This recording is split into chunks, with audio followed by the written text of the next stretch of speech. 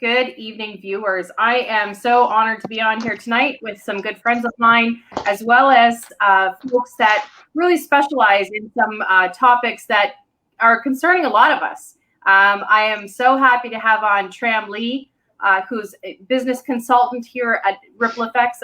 She's volunteered her time to help us out, but she also came from Vietnam with a lot of experience behind her belt as far as media consulting and business. Proud to have her on. She's going to be giving some tips on how to keep things going, momentum going while we're, at home. A lot of us are working from home. And I also have Dr. Sugandhit, who I have trouble pronouncing.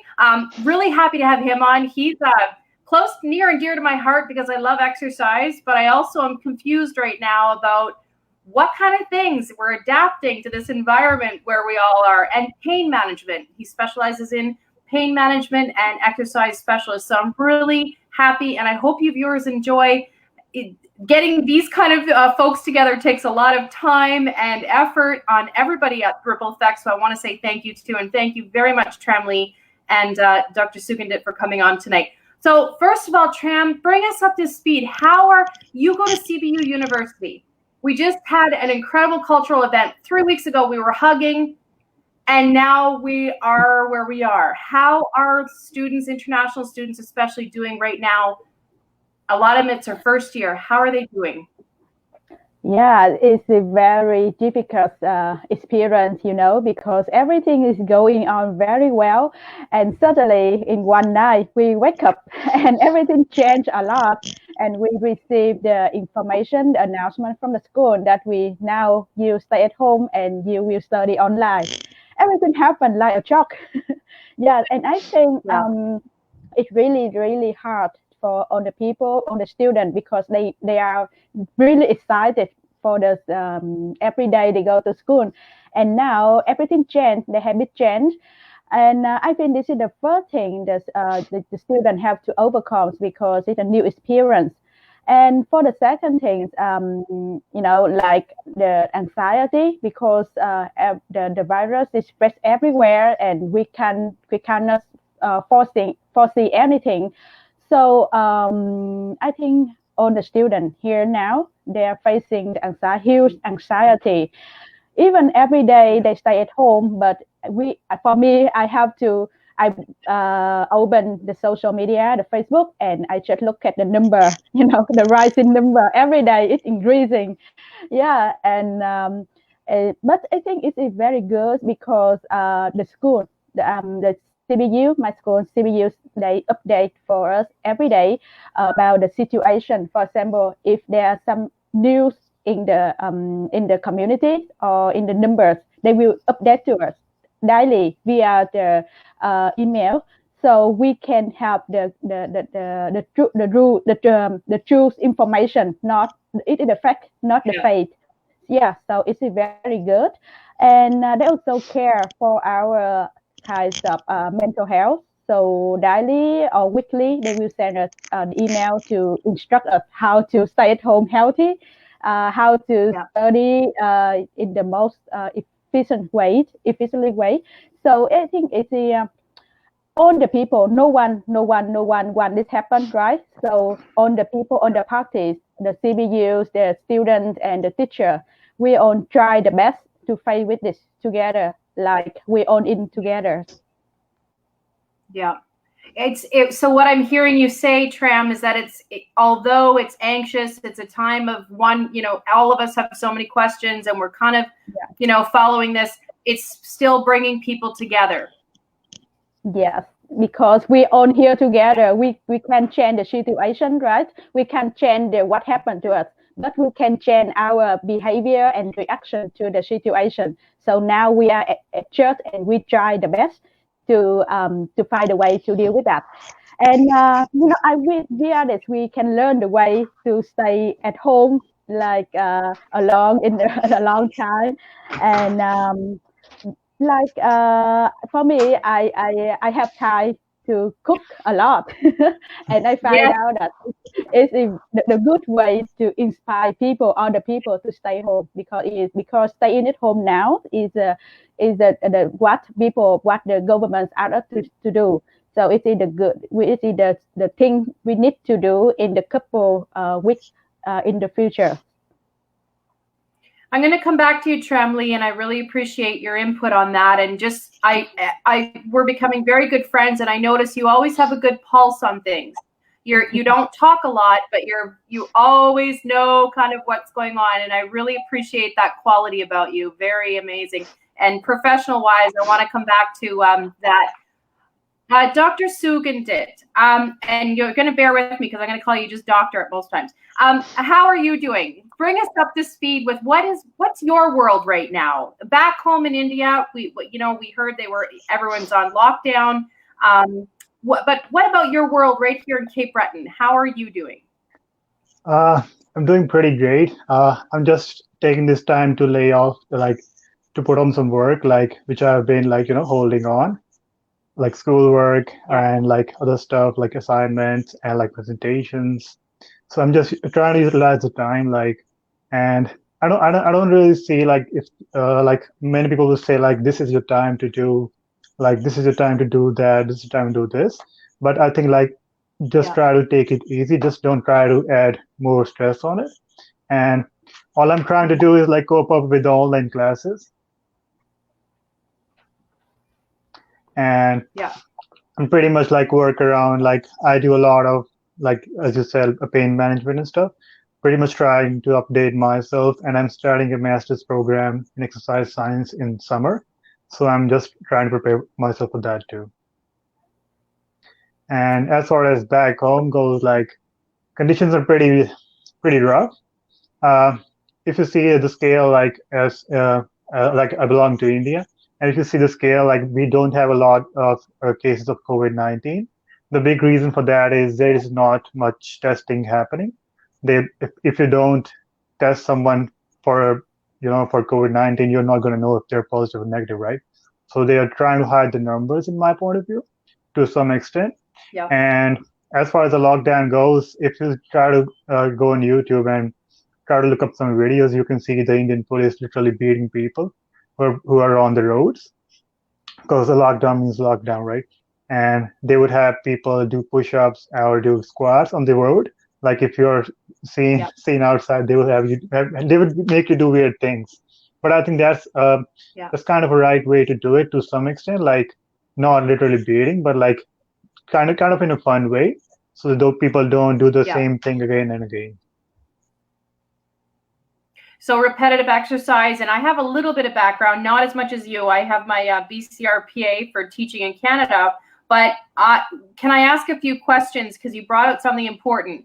If you're feeling restless and you want to head into an exercise program, you're not going to want to jump full force into something and hurt yourself. Is that what you're saying? Yep, that's what I try to say. With so much social media, if you go on Instagram or Facebook, you might see every other person posting, okay, this is what you should be doing, this is the workout you need to do. So everyone's body is different. What might be easy for you might be hard for someone else, right? So the best thing is try to start from the basic.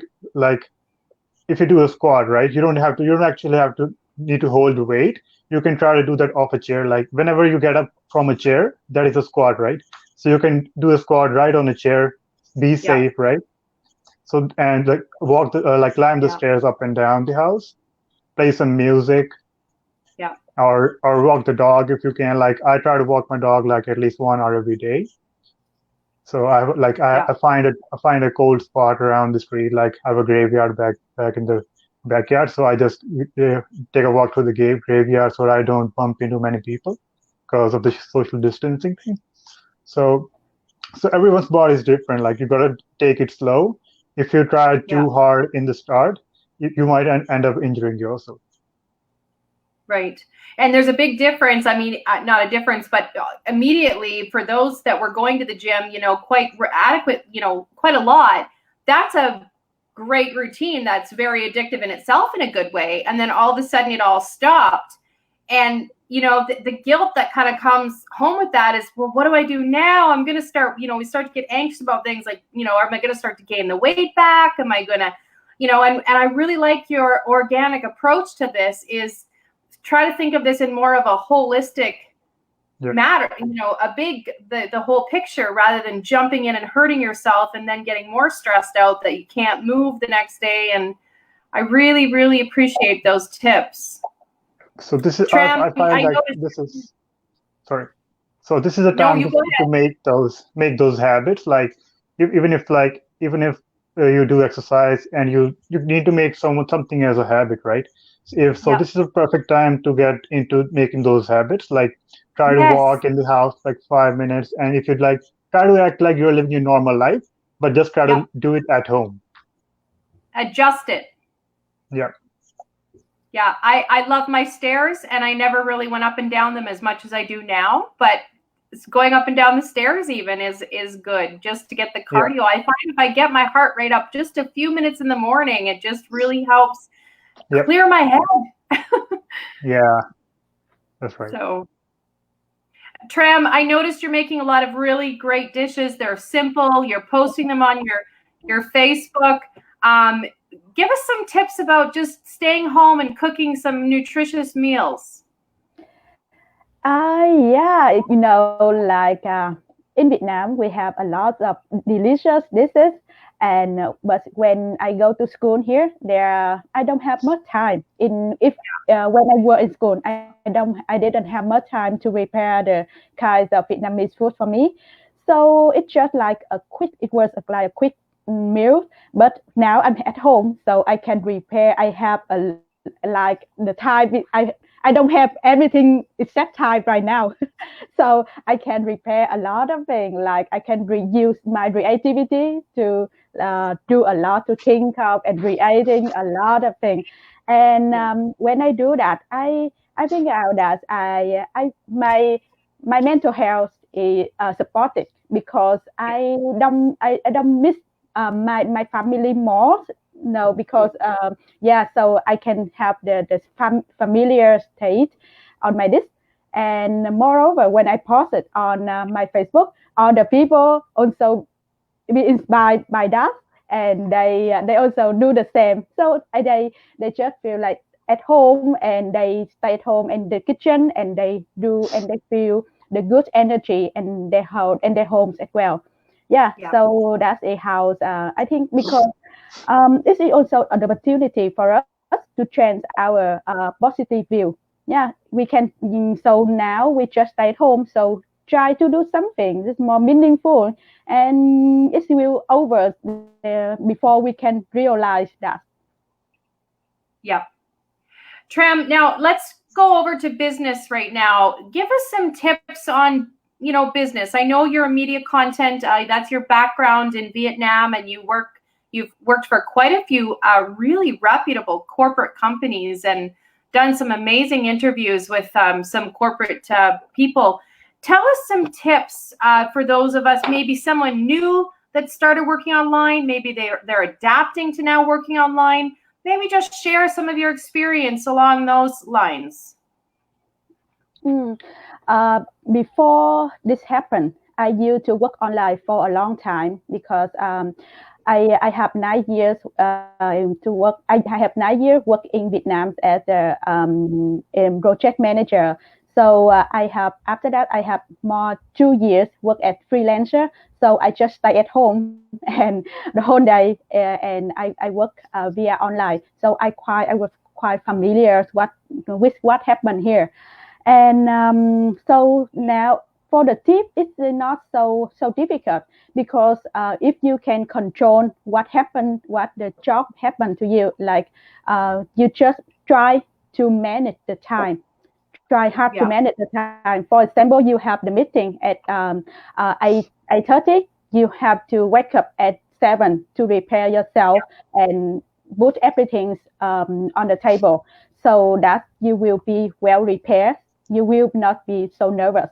So that is the first thing, time management. And the second thing is technology. You should, for some people, they are not so familiar with the technology. It's some kind of difficult for them. But it's not difficult to overcome, because you just try. For example, I'm not familiar with that platform. I just will jump in that in advance, and that I will try on the bottom, something that. and Yeah. after we will familiar with that. And one more thing, more careful about the time zone, because I'm here in Canada, but there are some of my clients in Vietnam right now, so I have to manage the time in not the different time zones. So, for example, now here it's 8:30, right? So in Vietnam it's about 7 a.m. Yeah, so I have to be very careful for the time.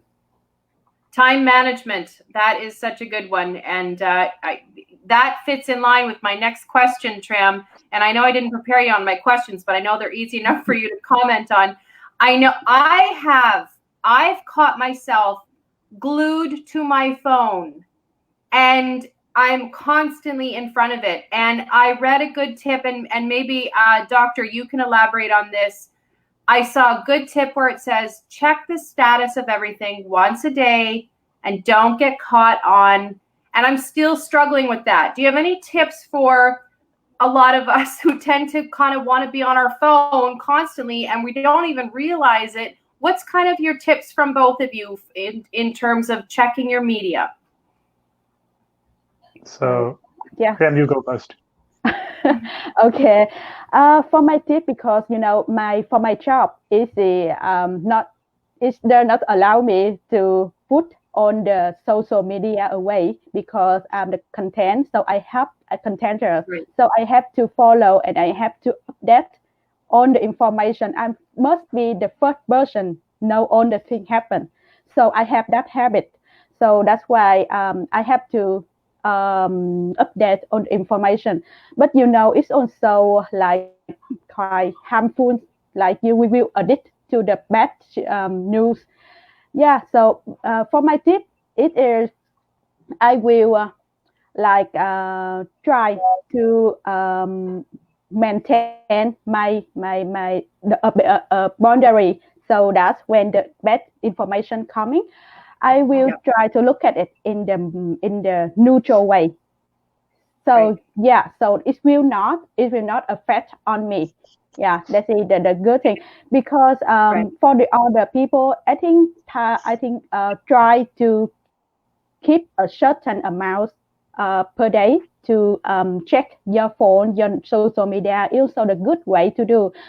But if you have the very good kind of habit, it will helpful for you. But today nowadays is the kind of the age that on the media they will try to take your notice, so it will hard for you to do that. But you should for the people who want to fight back the negative energy, you should build the boundary like me. So I hope that will helpful. Go ahead, Doctor. First of all, I think Graham's tips were amazing and they're probably better than mine. So my biggest tip is I'm more of a guy who loves to stand rather than sitting, because I have a really big issue with sitting and people sitting all day. So my biggest tip is whenever you use social media or anything which you shouldn't be doing, try to stand. And I bet you can do that standing for more than 15 minutes, right? So after 10 or 15 minutes, you get tired, and never bring your phone or your computer to the bed. So when you're tired, you're probably going to sit down. So make a rule, whenever you're going to use the phone, stand up. And it keeps you active too. Stand up. Yep. You could do squats while you're checking your media. Yep. Yep. And when you can't stand anymore, that's the time when you're going to put down the phone. Yep. Well, smart. Very smart. I'm just looking at some of our questions. BJ Holland sends a great message. The next 2 weeks is very important. We all have to do our part in really distancing in a major way so we can all get back to normal. Now, BJ is an advocate, and I know none of us are up on maybe that, but he think to add to that, maybe we've had our struggle with vices, whatever that might be. This would be the time to feel like you're possibly going to surrender because you're restless. You're going to the fridge or you're reaching for whatever. Do you have any tips on that aspect of life? So it's like going back to basics again, right? It's time to reflect upon, try to attach to your clan, like clan is your family, right? Talk to your family, Yeah. call your friends, like go back to the basic, go back to the old school living. And in terms of like, if you like, a lot of people say, oh, I don't want to cook anything because I'm home all day. So the biggest thing to do is like try to find some great recipes on the internet, or just try to cook some different things that you have never done before. So that because they're more time engaging, right? And you're probably going to spend more time rather than cooking lasagna rather than cooking an omelet, right? So try different things. And I also want to bring up something with the lockdowns and stuff. So here's my point of view on all the lockdowns. So we see on the surface we are social distancing, or I should say physical distancing, not actually social distancing. You should be connected socially to everyone, but not physically, right? You're going to be like 6 feet away from everyone, but connect socially. And the other thing I want to bring about is like, I don't really think if you lock down a certain place for a certain number of time, I certainly don't feel that's going to the root of the problem. The biggest thing, the biggest action that needed to be taken is for the public health, like the local public health or or the federal government. So whenever there's a lockdown, though, you got to make sure you're testing more people, and you actually have to track down the positive cases and do something known as contact tracing. So the way that works is if someone is positive and he traveled on a bus on like a certain day, so you try to figure out whom he might have contacted and try to alert those people. So this is a time for public health departments to do those stuff and not just sit around and say, okay, this is a lockdown and it's probably going to treat everything. I don't think that's going to help in the long term. Right. So, Tram, do you have anything to add to that?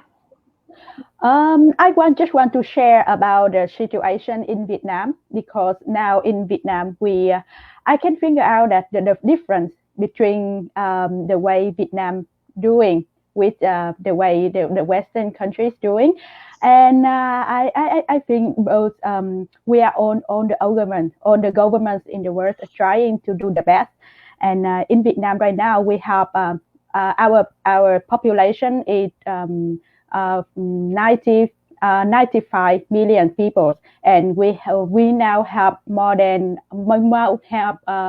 about 200 cases and no death.